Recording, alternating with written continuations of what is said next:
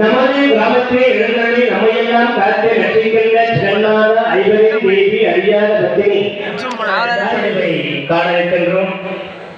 அவைவாட்டி பாடினாய் அறிவே அறிவே மனிதராக பிறத்தல் அறிவு. மனுஷனா பிறக்கிறதுக்கு ஏதோ ஒரு ஜன்மத்துல நாம புண்ணியம் செஞ்சிருக்கிறோமா?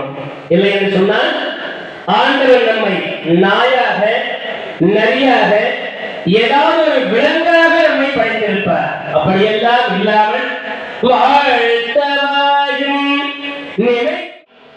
திருப்பதிக்கு நடப்பயணமா போனாலும், மருவத்தூருக்கு நடப்பயணமா போனாலும், சபரிமலைக்கு வருஷா வருஷம் மாலை போட்டு போனாலும்,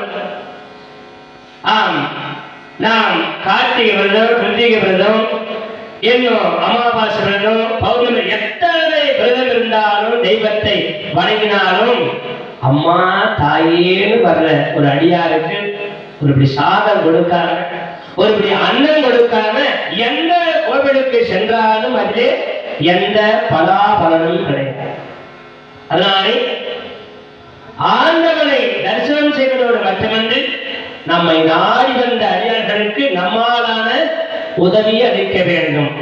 பெற்ற தாய்க்கு தகப்பனுக்கு சாப்பாடு போடாம நான் கோவிலுக்கு போறேன், நான் திருப்பதிக்கு போறேன், நான் சபரிமலை போறேன்னு சொன்னா அது எந்த பிரயோஜனம் கிடையாது. மாதா வைலரிய மாதம் இருந்தாலும் அதிலே எந்த பலாபலனும் கிடையாது. ஆக இறப்பவர்க்கு ஈயாத கைகள், அடுத்தபடியாக இனிய சொல் கேளாத காது. அதே மாதிரி இனிய சொல், சொல்லுல கூட இனிய சொல்